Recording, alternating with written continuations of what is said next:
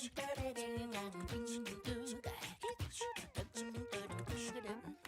murid, semua guru, semua murid, semua guru, semua murid, semua guru, semua murid, semua guru, semua murid, semua guru, semua murid, semua guru, semua murid, semua guru, semua murid, semua guru, semua murid, semua guru,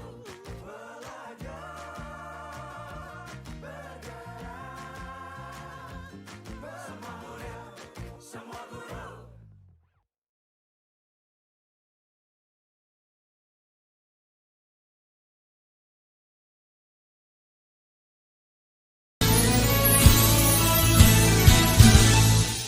Ayo kita makan yang beragam, membiasakan perilaku hidup sehat, rajin berolahraga, jaga berat badan, itulah 4 pilar gizi seimbang. Bangsaku sehat berprestasi.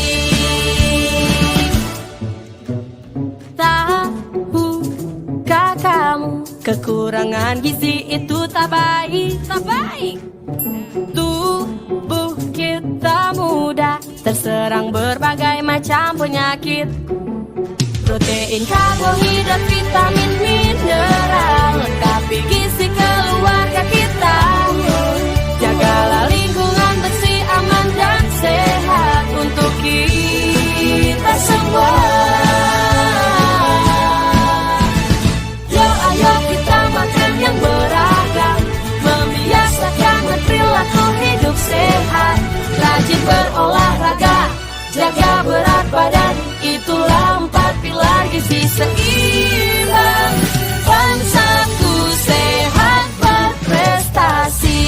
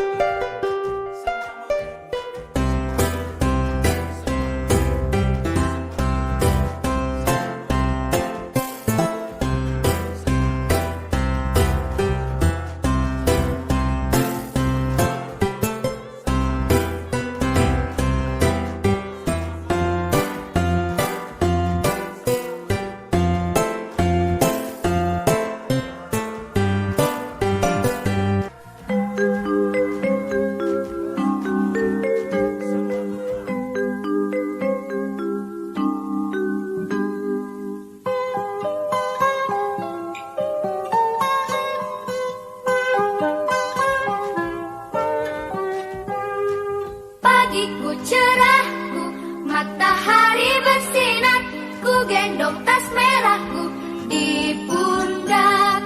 Selamat pagi semua, ku nantikan dirimu di depan kelasmu, menantikan kami. Assalamualaikum Bu. Waalaikumsalam Septi. Maaf Bu, saya hampir terlambat. Iya, coba sekarang sama Septi tunjukkan bekal gizi seimbangmu. Maaf Bu, saya tidak membawa bekal gizi seimbang hari ini. Baik, tidak apa-apa. Tidak hanya Septi yang tidak membawa bekal gizi seimbang hari ini. Temanmu juga tadi sebelumnya ada yang tidak membawa. Iya Bu, tapi saya takut dimarahi oleh guru. Tidak apa-apa. Kamu melakukan kesalahan hari ini juga pasti ada alasannya kan? Iya Bu, ibu saya sedang sakit, jadi tidak ada yang menyiapkan bekal. Semoga ibunya lekas sembuh ya. Amin. Nah, sekarang kan Septi sudah kelas 8. Pastinya Septi sudah bisa menyiapkan bekal sendiri. Iya Bu, tapi tadi saya bangun kesiangan. Nah, sekarang kita lihat lagi. Septi kan hari ini tidak membawa bekal gizi seimbang. Kira-kira Septi sudah melanggar keyakinan sekolah tidak? Iya Bu, saya melanggar. Nah, keyakinan sekolah apa yang sudah Septi langgar? Saya kurang disiplin dan tidak mandiri Bu. Nah, kira-kira menurut Septi membawa gizi seimbang itu penting atau tidak? Penting Bu.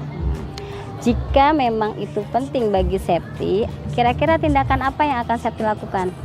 Saya akan belajar lebih mandiri dengan bangun lebih pagi supaya bisa membantu ibu menyiapkan bekal. Bagus. Jadi jika Septi sudah memperbaiki kesalahan, kira-kira hal apa yang bisa menjadikan seperti ini?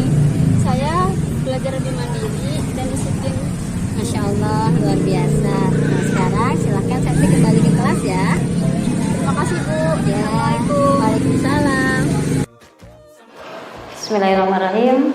Assalamualaikum warahmatullahi wabarakatuh. Waalaikumsalam warahmatullahi wabarakatuh. Terima kasih kepada Bapak dan Ibu Guru SMP Negeri 5 Cilegon yang hari ini siang tepatnya jam 1 sudah mau menyempatkan waktunya untuk hadir di aula menyelesaikan tugas dari program Guru Penggerak.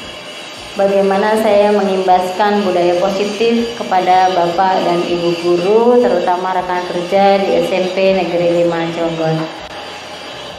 Saya berada di depan bukan berarti saya lebih pintar atau ingin mengajarkan kepada Bapak Ibu, tetapi karena saya ingin berbagi pemahaman dan pengalaman saya selama mengikuti kegiatan program Guru Penggerak. Dan kebetulan saya mendapatkan tugas pada modul 1.4 bagaimana penerapan budaya positif di sekolah.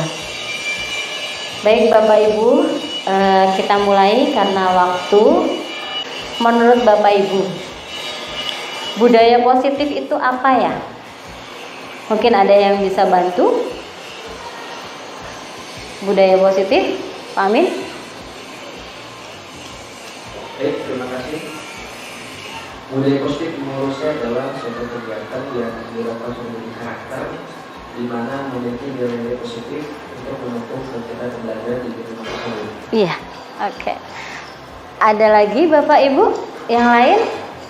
Apa punya pemahaman yang berbeda atau sama dengan Pak Amin bahwa budaya positif itu memang sebagai perwujudan dari nilai-nilai, ya? Nilai-nilai yang kita yakini yang akan kita terapkan di lingkungan sekolah. Tujuannya seperti yang tadi Pak Amin bilang, supaya memotivasi dari dalam peserta didik kita untuk bisa menjadi atau membentuk karakter yang positif, kemudian menjadi seperti pelajar yang diharapkan, pelajar Pancasila. Mungkin karena budaya positif ini biasanya kaitannya dengan disiplin positif ya Bapak Ibu ya. Disiplin positif. Ini disiplin sekolah beberapa yang sudah dilaksanakan. Pertama adalah membentuk karakter itu cinta dengan kebersihan. Makanya ada program kebersihan lingkungan. Kelas terutama anak-anak kita usahakan untuk bisa menjaga kebersihan diri dan lingkungan di mana dia berada, mau di sekolah, di rumah. Yang kedua, ada program sekolah yang memang sudah kita lakukan, yaitu membawa gizi seimbang, yang mungkin perwujudan nilai dari kesehatan. Kita menginginkan anak-anak yang sehat, karena anak-anak sehat ini bisa diawali dari mereka mengkonsumsi makanan yang gizi, yang bergizi. Dan yang terakhir, ini ada gambar tentang S5S ya, yang setiap hari kita lakukan dari Senin sampai Jumat, bagaimana kita menyambut peserta didik di depan gerbang, sapa, senyum, salam, sopan, dan santun.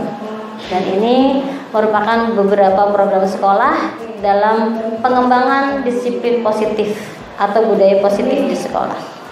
Kita lanjut Bapak Ibu. Nah ini untuk membangun budaya positif di sekolah, pertama dengan teori kontrol.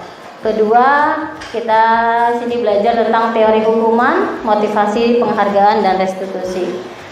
Kemudian disiplin positif, 5 kebutuhan dasar manusia, keyakinan kelas, dan segitiga restitusi. Semuanya saling berkaitan. Yang pertama, ada pertanyaan pemantik yang mungkin Bapak Ibu bisa lihat di layar. 1, 2, 3. Bisa minta tolong mungkin siapa Bapak Ibu yang bersedia menjawab. Apakah Bapak Ibu setuju bahwa hukuman itu dapat mendisiplinkan anak? Silakan Bapak Ibu. Apakah kita setuju hukuman itu dapat mendisiplinkan anak? Setuju? Oh, tidak setuju. Kayaknya ada mic lagi nih. Boleh. Kenapa Pak tidak setujunya? Ya, menurut saya kalau hukuman dapat ada setelah hukuman dapat mendisiplinkan itu kurang sesuai menurut saya, karena ada banyak hal lain yang bisa kita lakukan untuk mendisiplinkan tanpa memberikan hukuman. Iya, setuju. Ada lagi mungkin Bapak Ibu yang lain? Apakah hukuman itu dapat mendisiplinkan anak? Seperti yang Pak Amin bilang, memang tidak akan berlangsung lama hukuman itu. Justru hukuman yang mendisiplinkan anak justru akan membuat anak tersakiti. Benar nggak Bu? Kita nggak tahu setelah anak itu mendapatkan hukuman, anak di belakang kita kesel, marah, mengumpat, ngeremas-remas sesuatu untuk meluapkan rasa marahnya, amarahnya, gitu ya. Kemudian yang kedua, nih mungkin Bapak Ibu ada yang bisa jawab. Pemberian hukuman dengan hal positif, seperti ya kita pernah kan melakukan itu ya Bapak Ibu ya. Anak suruh ngebersihin, ya kamu bersihin kelas. Kalau enggak baca halaman sampai sekian gitu. Apakah ini juga dapat meningkatkan disiplin anak? Untuk yang kedua ini, setuju atau tidak Bapak Ibu? Dinyalain Bu? Terima kasih. Mati Bu, ini coba. Nyala. Terima kasih.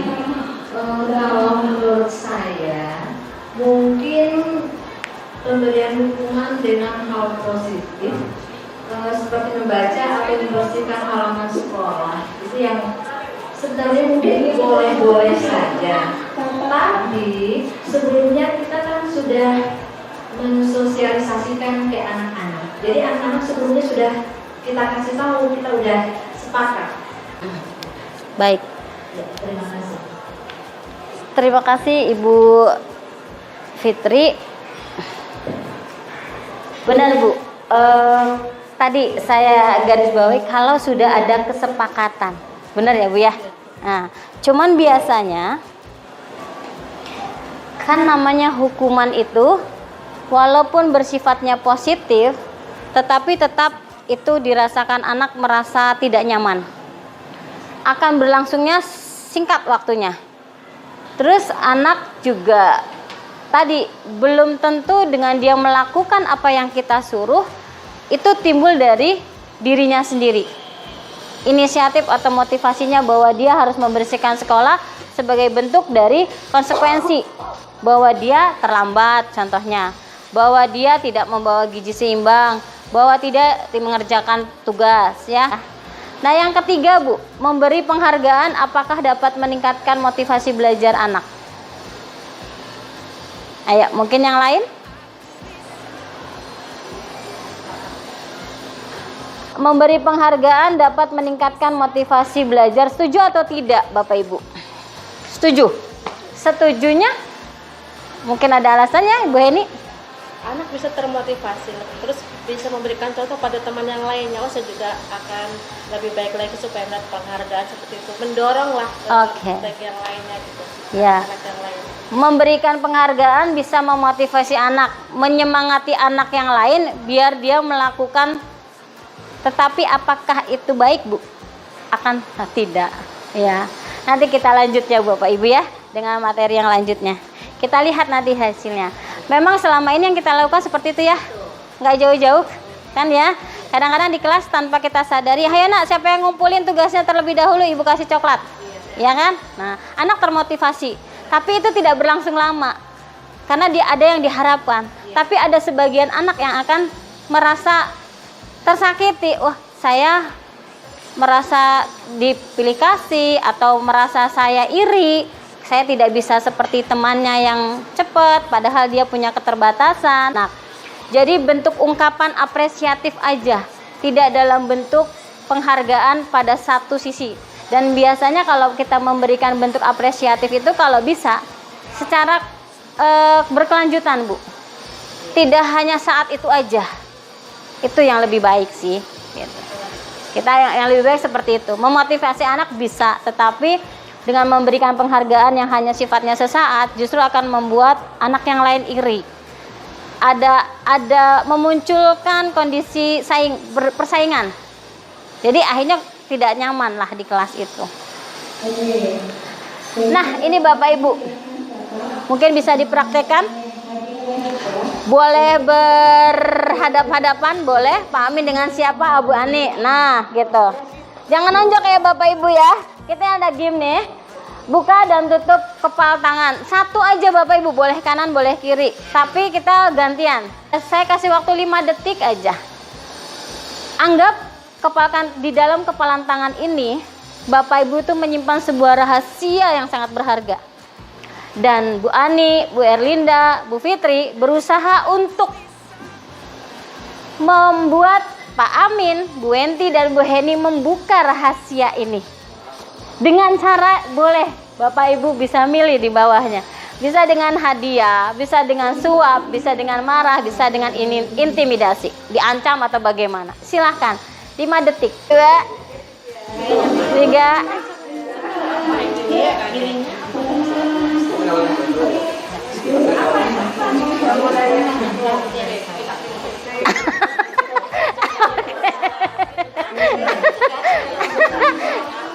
Oke, cukup Bapak Ibu.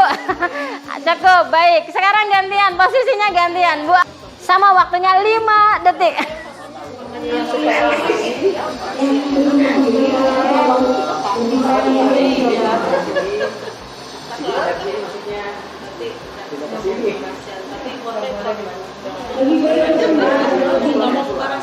Iya, Baik, cukup Bapak Ibu. Kalau saya lihat ternyata banyak strategi ya. Sekarang pertanyaannya, ada nggak tadi Bapak Ibu yang membuka kepalan tangannya? Nggak ada. Kenapa Bu Ani nggak mau buka? Kayaknya tadi saya lihat saya lihat tadi Pak Amin serius banget ngerayunya ya dengan berbagai cara. Dengan strategi ya. Kenapa? Kenapa Ibu nggak mau buka? sangat sekret. Sangat sekret. Sangat sekret, sangat berharga buat kita. Kalau Bu Erlinda buka tadi? Enggak buka. Ini yang alot tadi.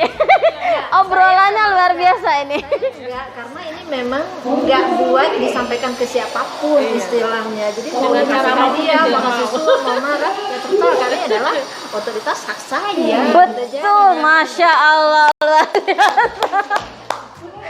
Jadi tidak ada yang membuka. Karena apa tadi? Siapa yang punya kendali terhadap genggaman tangan kita? Adalah diri kita sendiri. Ilusinya kita sebagai guru adalah bahwa kita itu tidak dapat mengontrol murid kita. Ya, kita tidak dapat mengontrol. Yang dapat mengontrol adalah murid sendiri, anaknya sendiri.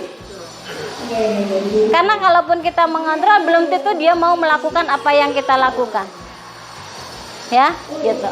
Yang kedua, bahwa kritik dan membuat orang merasa bersalah dapat menguatkan karakter. Ya, karena semua ini adalah miskonsepsi dari teori kontrol. Yang dapat mengontrol adalah diri kita sendiri, mau seperti apa penguatan atau karakter kita ke depan bukan diarahkan atau dibujuk rayu oleh siapapun, bukan dari eksternal, tetapi dari diri kita sendiri, dari motivasi diri sendiri. Ya, walaupun kita orang dewasa, ternyata tadi nggak ada yang bisa membuka kan? Walaupun dengan 4 cara tadi, kita tidak bisa memaksa, karena ya tadi itu bahwa kita punya kontrol terhadap diri kita sendiri. Jadi siapa sesungguhnya yang memiliki kontrol? Kita merubah paradigma kita dulu, Bu. Yang tadinya stimulusnya respon, kita rubah menjadi teori kontrol. Bisa Bapak Ibu lihat di sebelah sana stimulus kontrol, kita ambil contoh, orang lain bisa mengontrol saya. Itu stimulusnya. Tetapi sebenarnya pada teori kontrol hanya kita yang bisa mengontrol diri kita sendiri. Terbukti dari kepalan tangan tadi kan. Mau seperti apa orang itu memaksa membuka, rahasia itu bagi kita itu ada penting, kita tidak akan membukanya. Lanjut Bapak Ibu ya. Nah, kita sudah masuk ke sini. Disiplin positif yang upaya dalam membudayakan positif di sekolah, membangun budaya positif di sekolah ya. Apa itu disiplin positif? Disiplin seringkali dihubungkan dengan tata tertib. Benar nggak Bapak Ibu? Makna kata disiplin dimaknai menjadi sesuatu yang dilakukan seorang pada orang lain untuk mendapatkan kepatuhan. Kita cenderung menghubungkan kata disiplin dengan ketidaknyamanan. Karena pasti salah satunya ada yang merasa tidak nyaman. Disiplin adalah kontrol diri dengan menggali potensi diri untuk mencapai tujuan yang mulia, yaitu menjadi seseorang yang kita inginkan berdasarkan nilai-nilai yang kita hargai. Nah, nilai yang kita hargai itu banyak, Bu. Termasuk nilai-nilai kebajikan yang sifatnya positif, manusia yang merupakan tujuan mulia yang ingin dicapai setiap individu. Nilai ini sifatnya universal. Kenapa universal? Karena tidak ada lintas suku bangsa, ras ataupun latar belakangnya. Jadi berlaku untuk semua. Kayak yang seperti yang terdapat di profil pelajar Pancasila. Ini sifatnya universal Bapak Ibu. Beriman, bertakwa kepada Tuhan yang Maha Esa. Yang kedua, berkebinekaan global. 3, bergotong royong. 4, kreatif. 5, bernalar kritis. Dan yang terakhir adalah mandiri. Jadi ini adalah nilai-nilai kebajikan yang diharapkan dapat diwujudkan atau terbentuk pada peserta didik kita. Lanjut, agak ekspres. Sudah mulai ngantuk Bapak Ibu? Ngantuk. Mudah-mudahan nanti kesininya tidak mengantuk nih. Kita banyak ngobrol. Teori motivasi, hukuman, penghargaan, dan restitusi.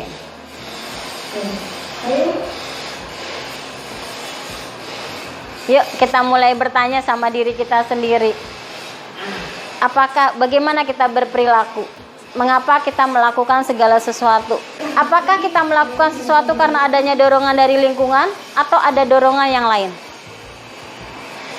Bapak Ibu kalau datang tepat waktu karena apa, Bu? Karena iman. Karena apa Bapak Ibu? Kebiasaan. Karena kebiasaan. Sudah biasa datang tepat pagi. Alhamdulillah. Bu Putri? Kalau saya sih memang itu sudah kewajiban kita. Kewajiban. Memberikan contoh teladan kepada. Nah, secara tidak langsung. Iya. Maksudnya ya gitu. Berarti dorongannya bukan dari luar ya Bapak Ibu? Insya Allah. Dari dalam diri kita sendiri ya Bapak Ibu ya. Terkadang kita melakukan sesuatu kan karena kita ingin menghindari rasa sakit. Enggak pengen, enggak nyaman kita itu. Kan kalau ditegur gerbang ditutup enggak enak ya Bu ya. Malu, ada rasa malu itu berarti kan tidak nyaman. Ya. Terkadang kita juga melakukan sesuatu karena untuk mendapatkan apa yang kita mau. Kemudian teori motivasi, hukuman, penghargaan, dan restitusi. Nah, 3 motivasi perilaku manusia untuk mengubah ketidaknyamanan atau hukuman. Yang kedua, untuk mendapatkan imbalan atau penghargaan dari orang lain.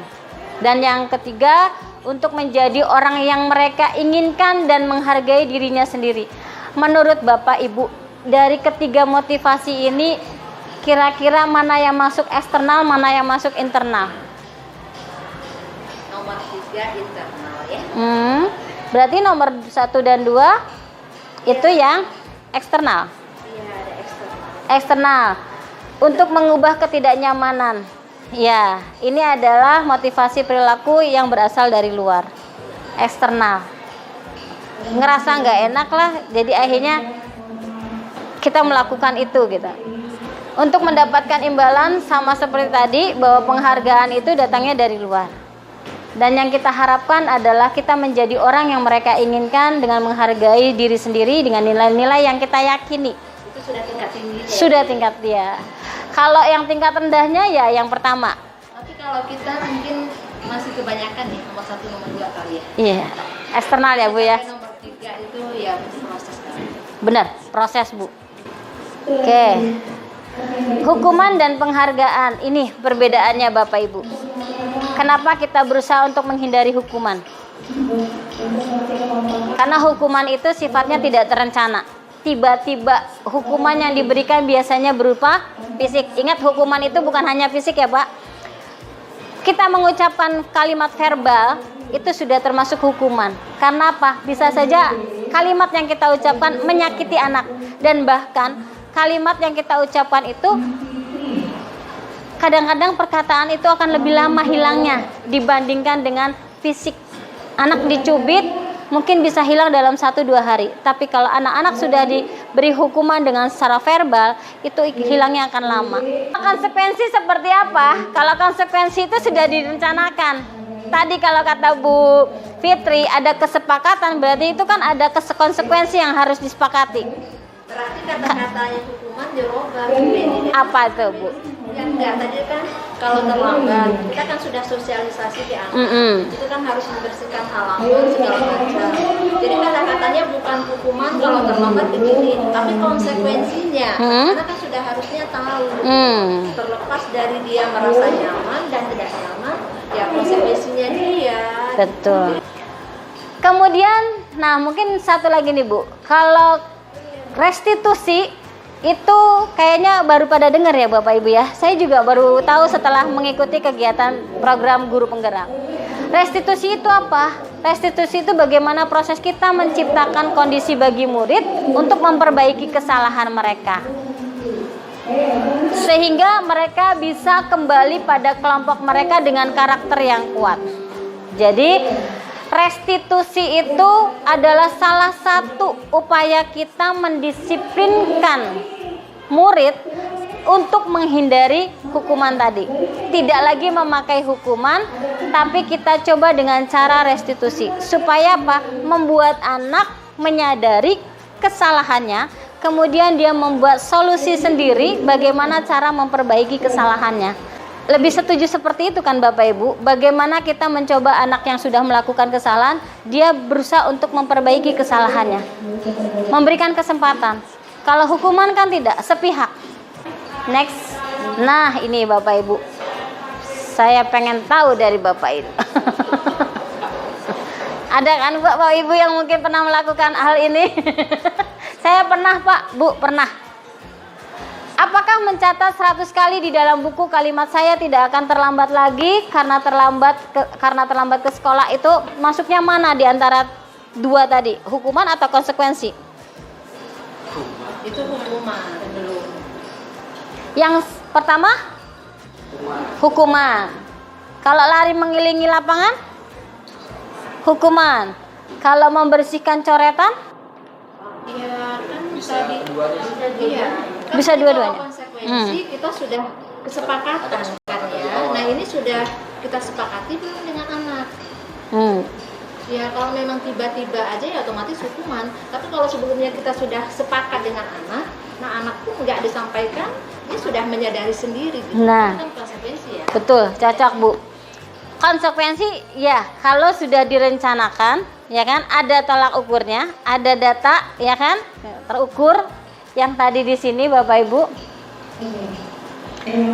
disetujui, diukur. Nah, ada data bahwa dia itu sudah melakukan berapa kali, ya kan?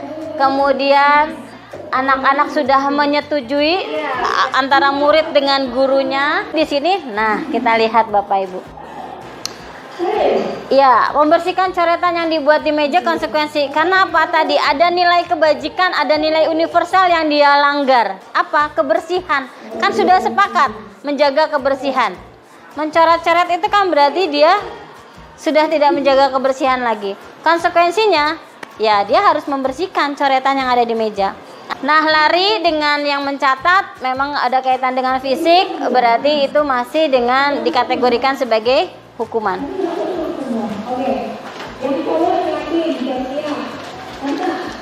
Ini Bapak Ibu yang saya bilang tadi, kenapa anak itu melakukan atau melanggar disiplin positif.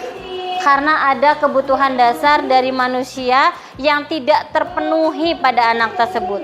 Kebutuhan dasar apa yang tidak terpenuhi? Ini Bapak Ibu. Nih, bertahan hidup. Mungkin anaknya lagi ada orang tuanya yang sakit, kita nggak tahu alasan datang terlambat. Atau mungkin ada kebutuhan dari bagian mereka yang berusaha untuk dipenuhi sebelum mereka datang, atau yang lainnya di sini.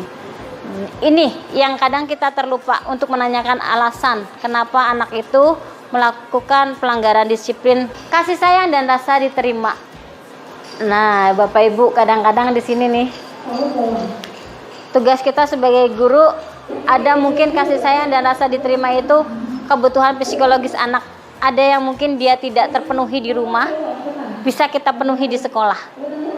Kebutuhan anak biasanya melakukan sesuatu. Biasanya di kelas tuh ada anak yang suka cari perhatian banget. Kenapa? Mungkin di rumahnya dia tidak mendapatkan kasih sayang, ya. Tidak diterima di keluarganya. Dia mencari perhatian itu di sekolah. Dengan dia melakukan berbagai macam kegiatan yang menarik perhatian kita sebagai guru. Kemudian yang ketiga, kebutuhan pengakuan atas kemampuan. Ada tuh yang so jagoan kalau di kelas ya Bapak Ibu ya. Waduh, rasanya kalau udah bikin ulah, bikin emosi kan. Ternyata memang ada kebutuhan dasar yang tidak terpenuhi oleh si murid itu. Ya. Kekuatan untuk mencapai sesuatu. Nah, ini kebutuhan pengakuan atas kemampuan dirinya. Dia membuat teman-temannya mungkin merasa takut, atau dia membuat ulah dengan temannya karena ingin merasa dihormati sama temennya, pengen diakui sama temennya bahwa dia ini jagoan di kelas. Dan yang keempat, kebebasan. Kebutuhan akan kemandirian, memiliki pilihan, mampu mengendalikan arah hidup seseorang. Perlu banyak bergerak, suka mencoba, tidak terlalu terpengaruh orang lain. Kayaknya seperti apa nih Bapak Ibu kalau yang kebebasan? Ada nggak anak kita yang suka membuat ulah karena memang ada kebutuhan yang dia ingin tunjukkan? Dia ingin bebas, dia ingin melakukan apa yang dia pilih gitu di kelas. Ya, atau di lingkungan sekolah Bapak Ibu. Biasanya ada masalah yang mungkin ditangani Bu ini, ternyata faktornya adalah dia ingin menunjukkan kebebasan.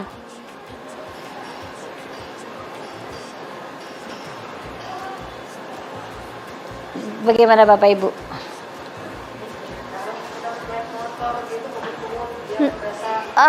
Gitu benar. Merasa nih gue nih gitu kan, nih saya nih gitu.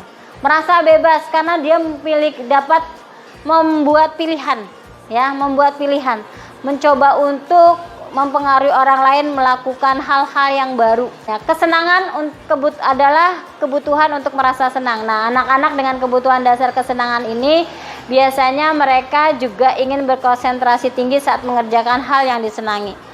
Apa Bapak Ibu contohnya ini? Kalau disenangi atau faktor kesenangan yang dipenuhi oleh anak.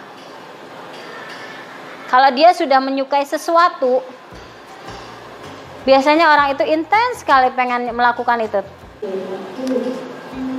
Kita lihat, siswa senantiasa berusaha untuk memenuhi kebutuhan dengan berbagai cara. Bila mereka tidak bisa mendapatkan kebutuhan dengan cara positif, mereka melanggar peraturan. Benar nggak Bapak Ibu? Kalau tadi dia tidak bisa memenuhi kebebasannya, dia akan melakukan pelanggaran nggak? Dia akan melakukan hal-hal yang melanggar disiplin tidak? Atau nilai-nilai yang sudah disepakati? Kalau dia tidak terpenuhi kesenangannya, dia akan membuat ulah nggak di kelas? Bahwa sekarang anak itu punya karakteristik yang berbeda. Ada yang memang suka melihat, menonton secara visual, ada yang dia suka mendengar, ada yang kinestetik, anak yang suka mobile berjalan kemana-mana, anak dipaksa untuk diam, duduk manis, kan nggak bisa Bapak Ibu kita paksakan seperti itu. Jadi ada kebutuhan dasar yang tidak terpenuhi saat itu. Jadi anak bisa melakukan pelanggaran-pelanggaran kesepakatan tadi. Nah Bapak Ibu, kalau nomor 1, kira-kira dari 5 kebutuhan dasar mana yang tidak terpenuhi?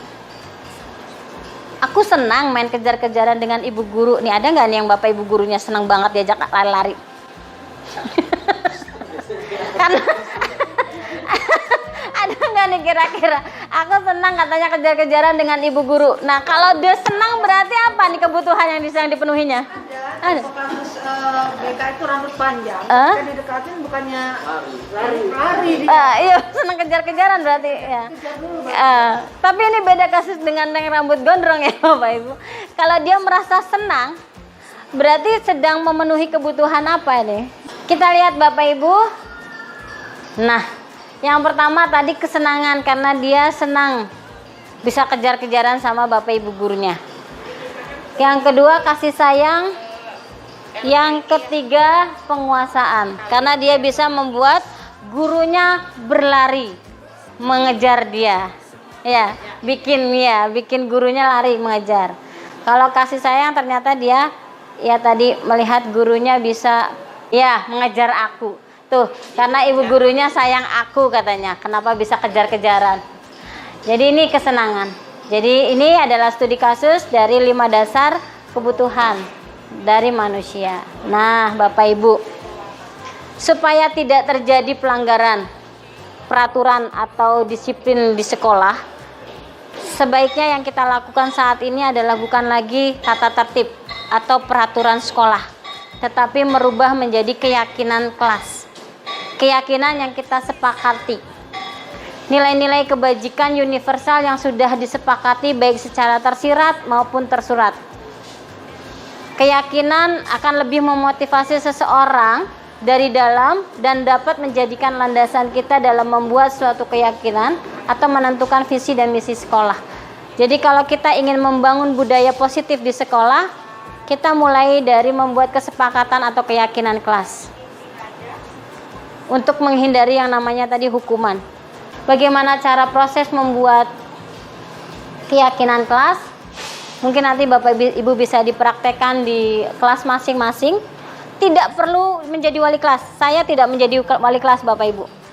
Saya tidak menjadi wali kelas, tapi saya berusaha untuk membuat keyakinan kelas pada saat saya belajar. Memulai pembelajaran. Yuk kita buat anak-anak pembelajaran Ibu nih IPS. Keyakinan atau kesepakatan yang akan kita buat bersama agar setiap pembelajaran IPS itu berlangsung aman, nyaman, anak kondusif, positif lingkungannya, ya kan? Kita caranya mempersilahkan warga sekolah untuk membuat kata-kata melalui sebuah kertas boleh, kita catat semua masukannya, anak menempel di kelas. Kemudian kita ganti anak-anak itu untuk mengajak, tidak berusaha untuk menghindari kata-kata yang negatif. Jadi anak-anak tuh kan kadang-kadang, ayo anak-anak kita bikin kesepakatan kelas.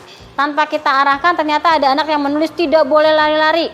Kita hindarkan kata-kata tidak boleh. Tidak boleh makan di saat jam belajar. Jangan lari-lari. Atau jangan berisik. Nah jangannya itu kan masih negatif ya Bapak Ibu. Kita ubah menjadi kalimat yang positif. Setelah itu kita coba sama-sama tinjau antara siswa dengan guru, murid dengan guru. Kemudian kita tulis ulang. Entah Bapak Ibu menggunakan media apapun. Setelah ditempel Bapak Ibu bisa menandatangani. Ya. Dan ini yang saya tidak mengambil dari awal kegiatan ini. Cirinya gimana? Ini saat membuat keyakinan kelas. Pakai stick note aja. Nempel di papan tulis. Tuh, ada yang nulis jujur, tapi ada yang nulis negatif.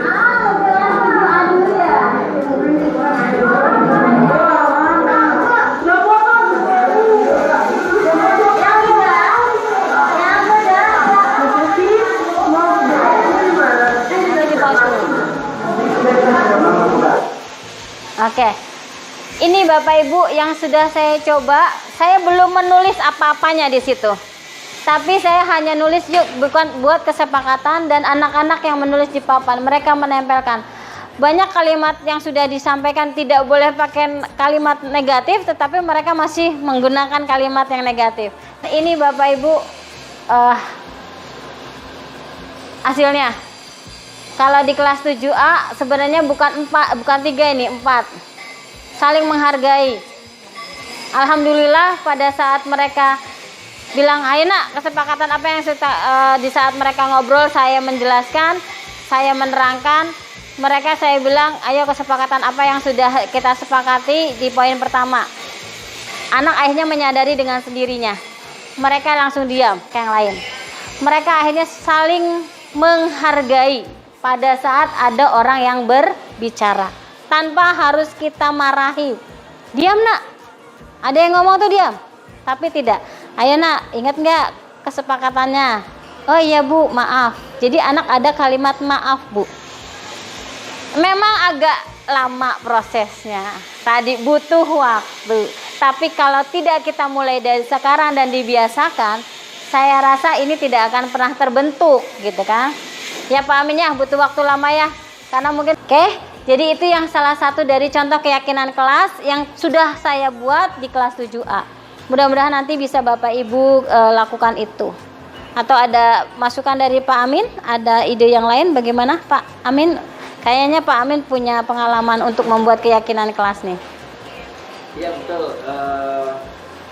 Kalau di tempat kami yang lama itu memang dia di awal kita bertemu dengan murid baru, di awal sudah disepakati, sudah diberikan kesepakatan. Terus number 1, terus number 2 dan terusnya. Jadi anak-anak tinggal ingetin nomor 1 ya. Iya. Nomor 2 ya. Jadi nggak perlu lagi pakai kata-kata yang lain. Iya. Dikatakan di awal anak-anak misalnya tadi tidak naik jendela atau tidak naik meja. Itu nomor 3 ya. Jadi ketika dia lakukan anak-anak nomor 3, oh iya langsung turun. Jadi kita nggak perlu mengatakan lagi, jendela nah gitu nggak perlu lagi. Jadi udah auto kan, sudah awal kesepakatan awal gitu. Dan itu butuh pembiasaan kan Pak Amin. Selalu ditampilkan.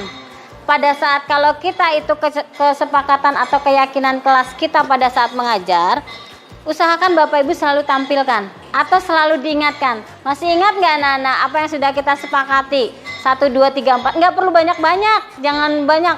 Kalau banyak akan mempersulit kita untuk mengingat. Insya Allah, saya rasa kalau mulai dari 1, 2, 3 kelas, mulai dari Bapak Ibu yang ada di sini untuk membentuk keyakinan kelas pada saat jam pelajaran Bapak Ibu, saya rasa anak-anak itu akan terbiasa dan akan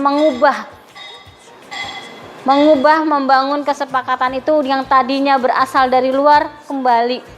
Dia merasa meyakini. Karena yang namanya sudah kesepakatan, dia akan meyakini. Kalau sudah meyakini, dia akan menerima konsekuensinya.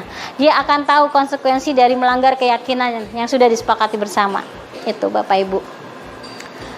Lanjutnya Bapak Ibu, perjalanan masih setengah lagi.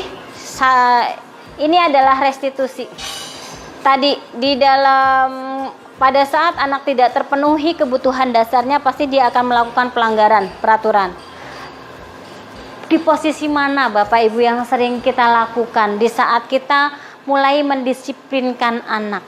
Kalau saya hampir semuanya.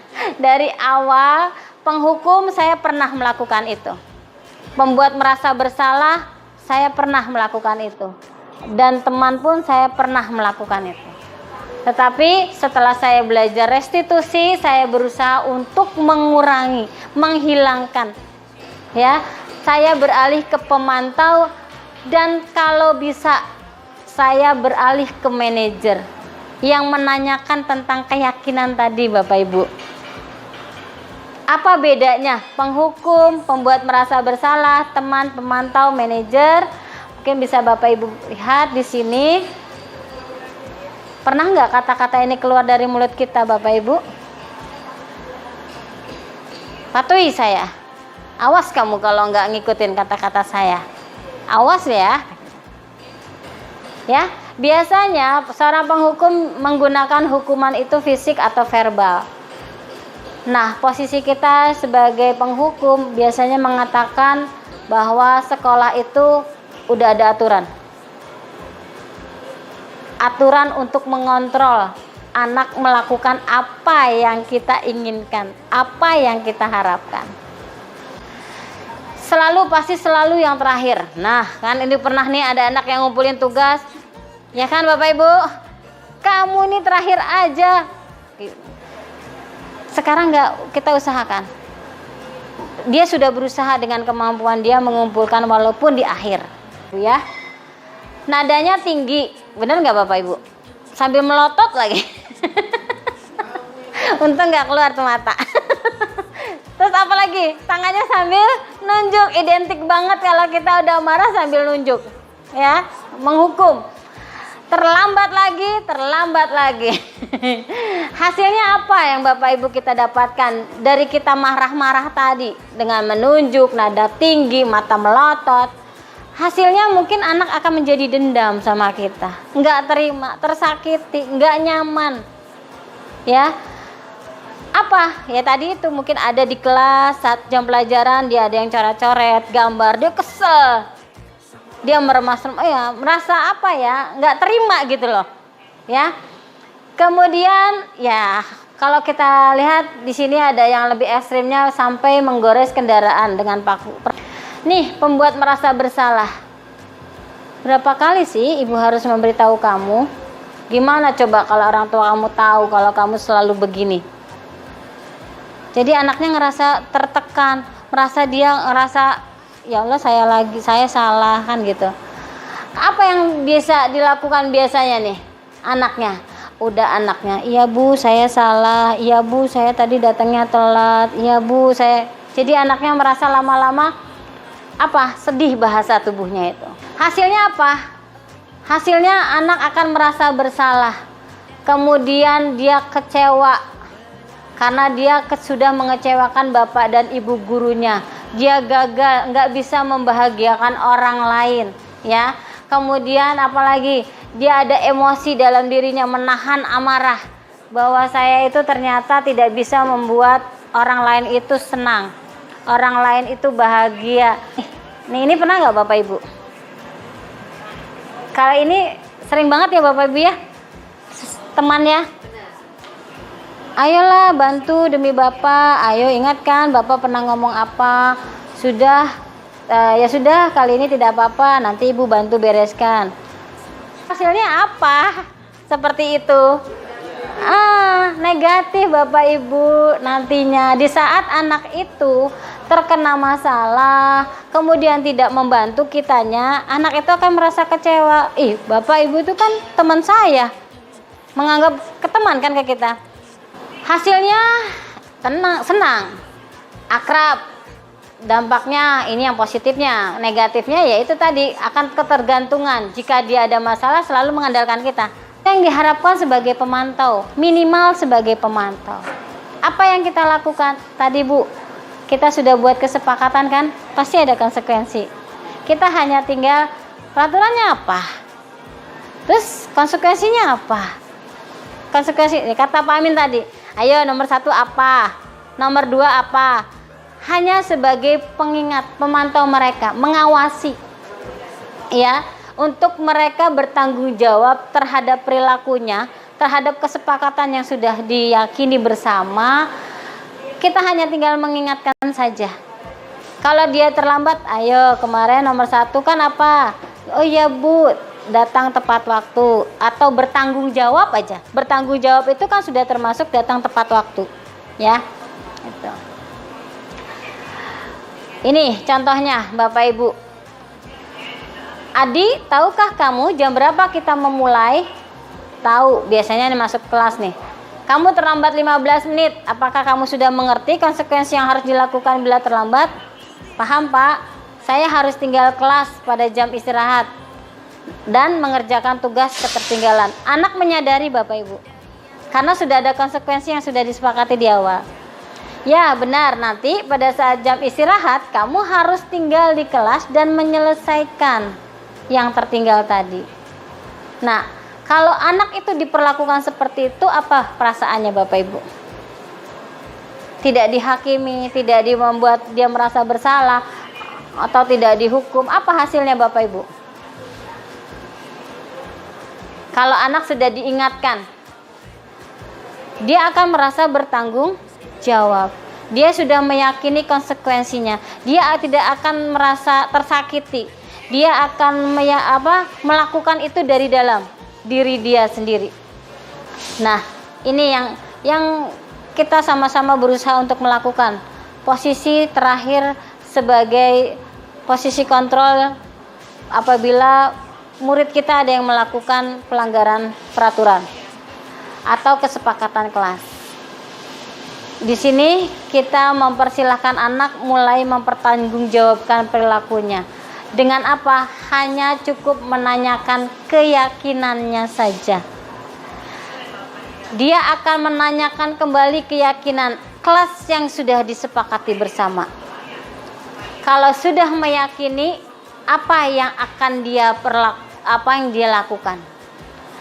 Jika dia sudah memperbaiki, dia akan menunjukkan hal apa tentang dirinya dan apa rencana dia untuk memperbaiki. Jadi dia mencari solusinya sendiri atas kesalahan yang dia buat. Bagaimana Bapak Ibu? Mau yang mana nih kita pilih? 1, 2, 3, 4, 5. Kita bisa melakukan yang mana? Masih mau dengan yang nomor 1? Masih belum move on dengan nomor 1. Kadang-kadang kan kita hilaf ya Bapak Ibu ya. Pengen berusaha sebagai manajer atau minimal pemantau mengingatkan anak. Tapi kadang-kadang hilaf. Kita masih berusaha menjadi yang nomor 2. Membuat anak merasa bersalah. Kita masih menjadi nomor 1. Kadang-kadang tanpa kita sadari kita menghukum anak dengan kalimat verbal. Tidak hanya dengan fisik tapi kalimat verbal. Gitu. Kita coba memperbaiki ini Bapak Ibu ya sama-sama. Nah, di sini kita tidak perlu lagi marah. Marah itu menguras energi Bapak Ibu. Ya enggak? Enggak perlu lagi nunjuk-nunjuk ke anak. Karena sakit kalau kita pun ditunjuk-tunjuk seperti itu ya. Jadi tidak lagi kita menempatkan diri sebagai teman dengan bercanda, bersenda gurau. Bolehlah mungkin kalau di saat maksudnya tidak sedang menangani permasalahan ya Bapak Ibu ya. Tetapi pada saat kita mungkin duduk santai. Terakhir, segitiga restitusi. Bagaimana kita menyelesaikan permasalahan dengan segitiga restitusi. Pertama, menstabilkan identitas. Yang kedua, memfasilitasi tindakan yang salah, dan yang terakhir menanyakan keyakinan. Dan ini sudah saya lakukan ke peserta didik, dan mudah-mudahan nanti saya minta bantuan dari Bapak Ibu ada yang bisa melakukan ini bila menemukan permasalahan dengan peserta didik ya. Pertama, menstabilkan identitas. Bagaimana kita mulai mengubah dulu identitas anak yang tadinya dia merasa bersalah menjadi orang yang tidak merasa bersalah, menjadi orang yang ngerasa gagal, menjadi merasa orang yang sukses. Dengan kata-kata yang membangun. Berbuat salah itu tidak apa-apa, karena setiap orang pasti melakukan kesalahan kan Bapak Ibu ya. Tidak ada manusia yang sempurna, benar nggak Bapak Ibu? Bapak Ibu tidak tertarik mencari siapa yang salah, tapi kita berusaha untuk mencari solusi dari permasalahan ini. Kemudian kita bisa menyelesaikan ini. Saya juga pernah melakukan kesalahan ya, terutama saya. Apakah kamu sedang menjadi teman yang baik buat dirimu sendiri? Dan ini adalah kalimat-kalimat yang bisa kita gunakan pada saat menstabilkan identitas peserta didik. Di saat dia sudah melakukan kesalahan. Tadi terlambat. Maaf Bu, saya terlambat. Ya nggak apa-apa. Tidak tidak semua temanmu juga tadi ada yang terlambat. Terus kemudian oke, nggak apa-apa kamu terlambat. Tadi juga ada temanmu yang terlambat. Kemudian dicari alasannya dengan cara kita memfasilitasi tindakan apa, alasannya apa, kenapa dia berbuat buat kesalahan, dengan memfasilitasi tindakan yang salah. Oke, dia mengungkapkan, Bu saya terlambat karena tadi saya membantu orang tua mengantar orang tuanya ke pasar untuk berjualan. Pada saat pulang dia mungkin bannya bocor motornya, jadi dia datang terlambat. Kita tinggal membuat dia dulu merasa nyaman, mengembalikan identitasnya, baru kita memvalidasi tindakannya yang salah. Oke, kamu pasti punya alasan kenapa kamu terlambat. Dia akan menceritakan apa alasan dia terlambat. Nah, ini adalah kalimat-kalimat yang bisa kita gunakan untuk memenuhi kebutuhan dasar kenapa mereka melakukan kesalahan. Ya. Dan yang terakhir adalah menanyakan keyakinan. Balik lagi Bu, keyakinan yang sudah disepakati tadi. Bahwa teori kontrol menyatakan kita pada dasarnya termotivasi secara internal. Ketika identitas sukses telah tercapai, langkah yang pertama tadi, dan tingkah laku yang salah sudah divalidasi di langkah yang kedua, maka anak akan siap kita hubungkan dengan nilai-nilai yang dia percaya. Kalau seumpamanya dia sudah terlambat, berarti dia sudah melakukan pelanggaran keyakinan yang mana? Apakah dia sudah melanggar keyakinan? Nanti dia akan merasa, oh ya Bu, saya melanggar keyakinan. Apa? Saya datang tidak tepat waktu, berarti saya tidak disiplin. Ya, saya sudah melanggar keyakinan disiplin atau tidak bertanggung jawab. Nah, ini Bapak Ibu yang sudah saya coba. Aduh, kenceng banget ya.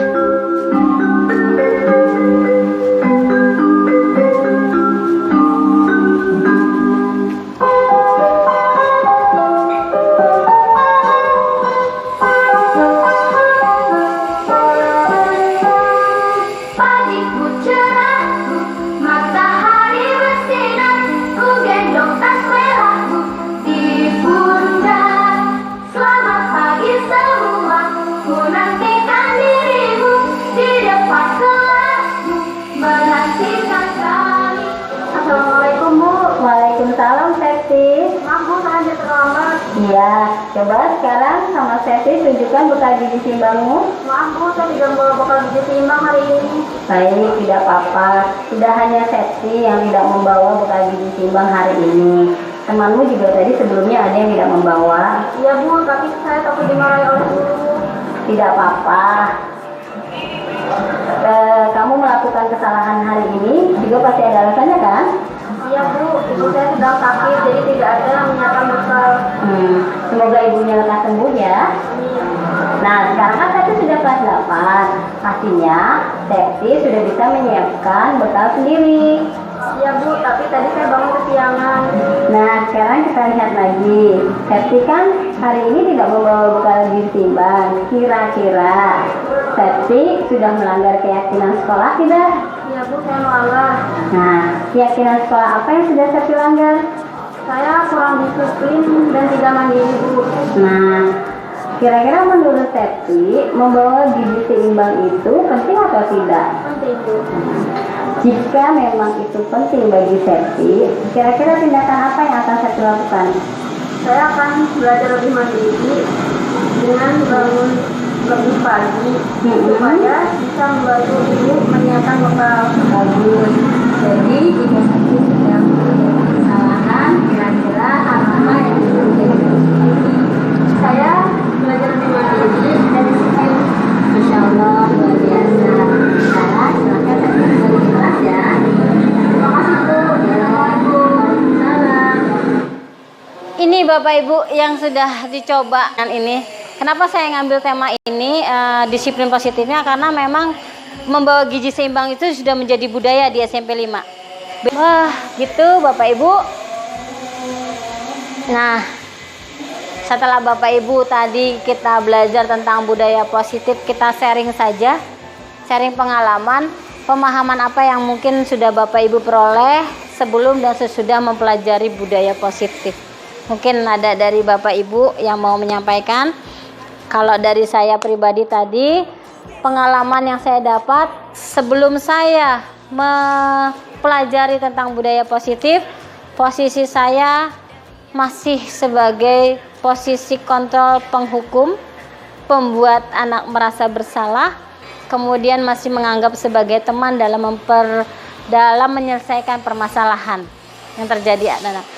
Tapi saat ini setelah mempelajari ini, saya berusaha untuk menghindari ketiga hal tadi, dan saya berusaha minimal menjadi pemantau atau manajer. dan berusaha untuk menyelesaikan masalah dengan menggunakan 3 restitusi tadi, segitiga restitusi, walaupun ini memakan waktu yang lumayan Bapak Ibu. Itu makanya mudahan pada saat penyelesaian kasus ini bisa diterapkan supaya kita berusaha menumbuhkan anak dengan dia memberikan solusinya tersendiri, memperbaiki kesalahan yang dia lakukan. Bagaimana mungkin dengan Bapak Ibu yang lain ada pengalaman, sharing pengalaman? Pengalamannya bagi saya mungkin dari hasil budaya positif.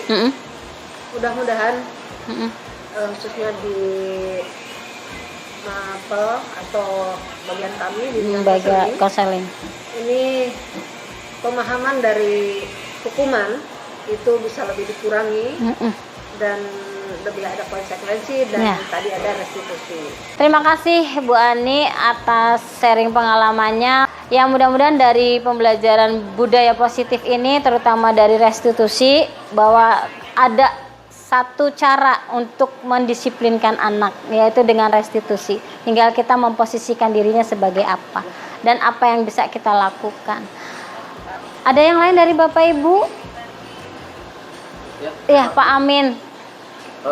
Saya pikir setelah debat materi ini bagus sekali ya. Jadi menggugah ilmu lama saya gitu kan. Iya. Sudah lama saya mulai bangkit lagi di sini.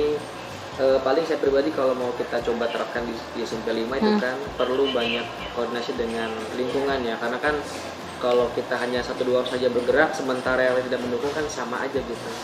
Betul. Jadi sebaiknya ini nanti dikeluarkan lagi ke teman-teman kita yang lain, ke pihak yang di atasnya, ke sekolah, sehingga kayak ada seminar gitu loh Bu, seminar kepada semua teman-teman guru, semua keluarga besar SMP 5 itu, baik dari gurunya, staf TU, terus bukan orang tua juga, kita memperlakukan anak-anak kita dengan cara yang sama gitu. Iya, sehingga satu persepsi nih. Iya, betul. Si guru A bilang begini, yang lain juga mengiyakan. Betul. Jangan sampai kita bertolak belakang. Akhirnya wah kata gurunya begitu, tapi kata guru begitu kan, malah nggak nyambung, nggak sinkron gitu kan. Nah, itu perlunya adanya tadi satu visi misi yang mungkin kita bisa masukkan itu melalui satu seminar gitu. Paling. Terima kasih saran dan masukannya. Dan mudah-mudahan dari Bapak Ibu guru yang ada di sini bisa menjadikan tadi lilin-lilin kecil yang akan menerangi, yang akan merubah paradigma bagaimana kita membangun budaya positif di SMP Negeri 5 Cilegon gitu ya. Mudah dari Bapak Ibu bisa menerapkan, dan prosesnya nggak usah dari yang besar dulu Bapak Ibu. Kita mulai dari yang sederhana. Apa? Mulai dari kita membuat komitmen atau kesepakatan bersama peserta didik. Di saat kita mengajar, insya Allah dengan kita membiasakan itu anak akan mulai terbiasa pada siapapun gurunya, supaya itu terpampang di kelas dan anak melihat. Tidak hanya anak, tidak hanya murid yang melihat, tapi kita Bapak Ibu guru yang masuk ke lingkungan kelas itu juga akan melihat kesepakatan apa yang sudah disepakati gitu. Baik, ada lagi Bapak Ibu? Sudah cukup? Terima kasih banyak Bapak Ibu yang sudah hadir hari ini sampai menjelang sore.